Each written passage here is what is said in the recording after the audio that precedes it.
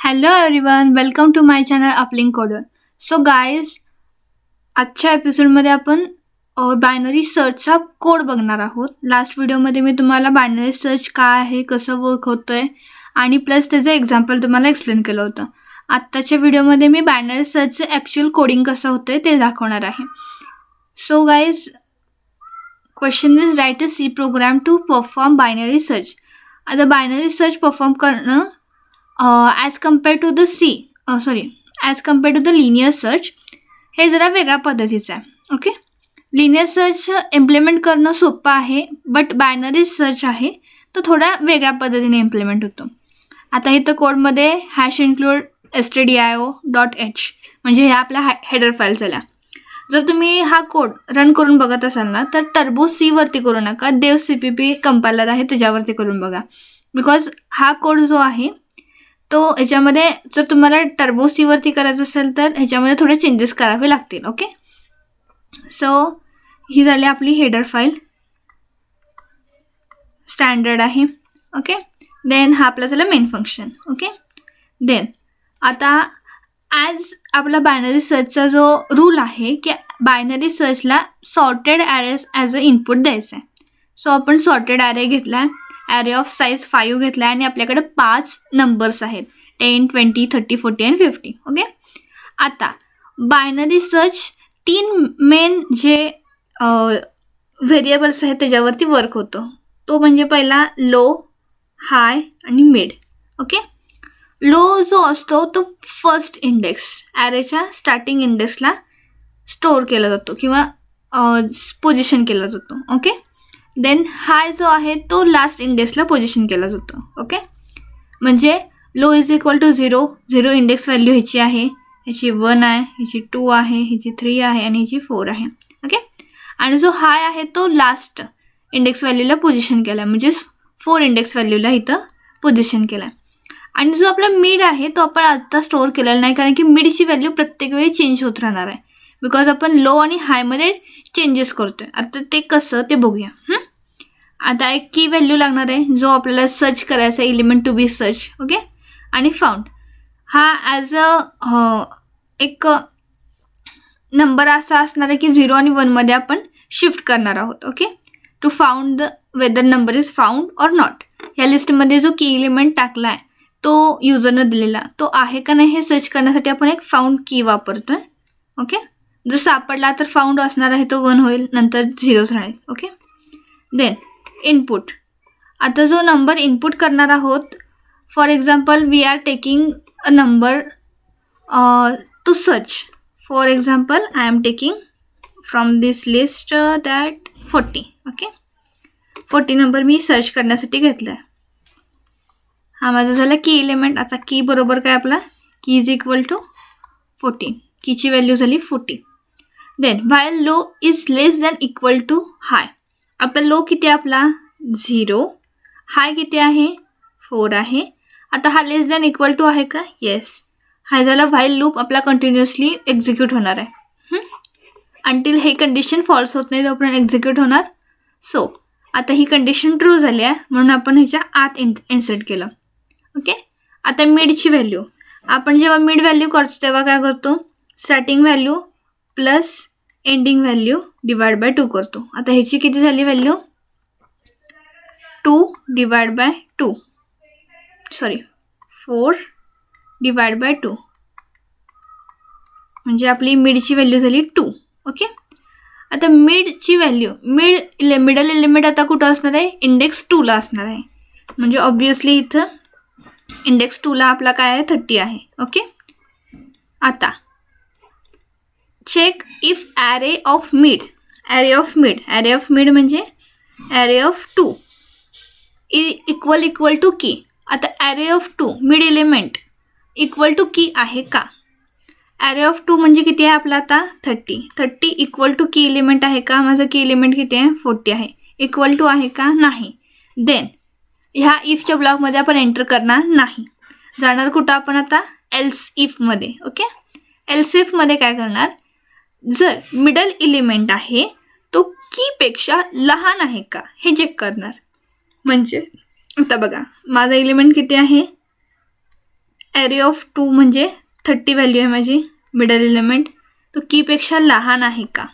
Yes, ही condition आपली true झाली. Okay, आता काय होणार, म्हणजेच आता आपण लोची शिफ्ट करणार. लोला काय करणार, मिड एलिमेंट बरोबर शिफ्ट करणार. ओके, आता लो किती आहे आपला 0 आहे, मिड किती आहे 2 आहे, 2 + 1 म्हणजेच 3ला आपण शिफ्ट करणार. म्हणजे लोची व्हॅल्यू किती झाली 3 इंडेक्स पोझिशनला आपला लो शिफ्ट झाला. ओके, आता हे एल्सच्या ब्लॉकमध्ये आपण जाणार नाही त्यामुळे मी सांगत नाही. नंतर जर एखादा एलिमेंट जर फॉर एक्झाम्पल ॲरे की एलिमेंट जर ॲरेपेक्षा मिड एलिमेंटपेक्षा मोठा आला, मिड एलिमेंट कीपेक्षा मोठा आला तर आपण एल्स ब्लॉकमध्ये जाणार आहे, otherwise not. Okay, then again आपण ह्या लूपमध्ये आलो. आता आपल्या लोची व्हॅल्यू किती झाली आहे 3 झाली आहे, इथं झाली 3. ओके, 3 <= 4 ऑब्वियसली आहे. So find the middle position. Then आता मी पुन्हा एकदा काय करते, इथं लोची व्हॅल्यू किती झाली आता 3 आणि हायची व्हॅल्यू आहे तशी 4 असणार आहे. सो 3 + 4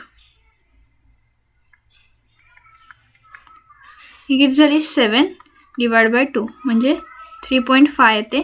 तरी पण आपण काय कन्सिडर करणार, 3च कन्सिडर करणार. ओके, देन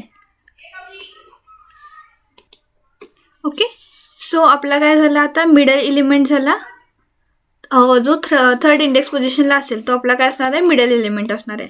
ओके, आता मी काय करते, इथं ॲरे ऑफ 3 मिड म्हणजे किती झाला, ॲरे ऑफ 3 = की ॲरे ऑफ 3ला काय आहे, ॲरे ऑफ 3ला आपला काय आहे 40 नंबर आहे. ओके, सो आपण आता इथं आस्क केले, इफ कंडिशनमध्ये काय सांगितलं आहे 40 = 40 आहे का, तर आहे.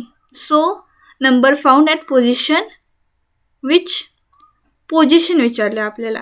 सो आपण इंडेक्स +1 सांगणार. ओके, इंडेक्स म्हणजे काय ॲरेमधली पोझिशन आणि जनरली आपण किती सांगतो तो नंबर म्हणजे आपला पोझिशन. ओके, आता मिड किती आहे 3 आहे +1 म्हणजे किती झाले 4 व्हॅल्यू झाली. ओके, म्हणजे नंबर फाउंड ॲट पोझिशन 4 ही झाली आपली ॲक्च्युअल व्हॅल्यू ऑफ द 40, आपला म्हणजे की एलिमेंटची ॲक्च्युअल व्हॅल्यू.